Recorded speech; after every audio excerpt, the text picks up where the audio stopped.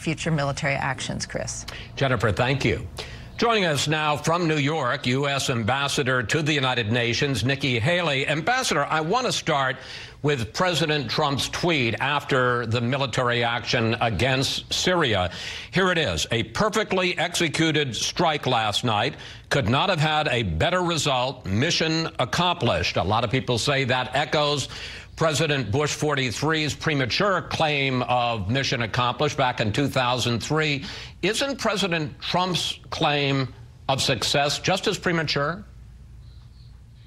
Well, first of all, mission accomplished is a military term. And as a military spouse, I know that mission accomplished means you have one currently in front of you, and when it's completed, it is mission accomplished. Politically, mission accomplished means something broader, and I think that the president was referring in military terms. We, of course, know that our work in Syria is not done. We know that it is now up to Bashar al-Assad on whether he's going to use chemical weapons again, and should he use it again, the president has made it very clear that the United States is locked and loaded and ready to go. Yeah, I want to pick up on that, because obviously you have no idea how Assad is going to respond to this attack, although I suspect you think that he got the message. And to add a little bit to this confusion, President Trump and Defense Secretary Mattis sent very different signals on Friday night about the campaign. Take a look at both of them. We are prepared to sustain this response until the Syrian regime stops its use of prohibited chemical agents. Right now, this is a one-time shot.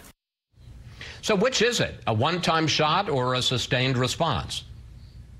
That is totally up to Assad. What I can tell you is the president has made it very clear that when it comes to weapons of mass destruction, we have no tolerance for it. We are going to watch out for the best interests of the American people. And so he made a point, and hopefully Assad gets it. If Assad doesn't get it, it's going to hurt. And I think what General Mattis was saying was these strikes happened basically responding to their continued use of chemical weapons. But of course, if Assad continues to go forward, there will be more, and it will hurt. And I think that he has a lot to think about. I want to pick up on that, because there are certainly indications since the first strike in April of last year that Assad had used chemical weapons, and there had been no U.S. response. This particular case last weekend was especially egregious and horrific. But are you saying going forward that any use of chemical weapons by Assad will trigger an immediate U.S. response?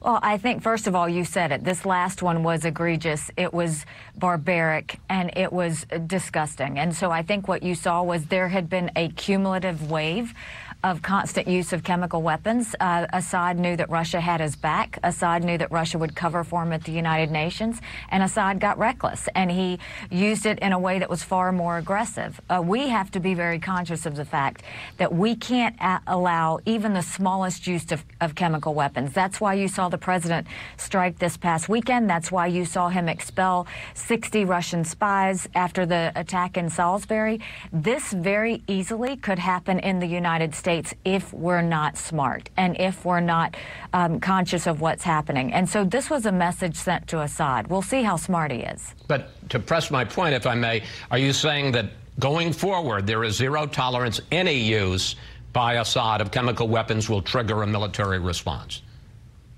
Well, I don't think there's any way that I can answer that. I mean, we don't know what he's going to do, the level he's going to do, or anything else. I will tell you that the president's watching, and I think the national security team is ready.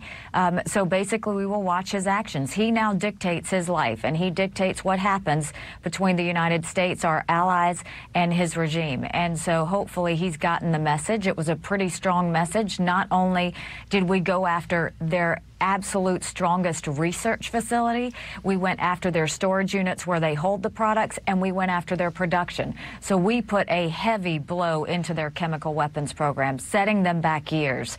And I'm sure that it's going to take them a lot to recover from it. Ambassador, here's a question that a lot of people have.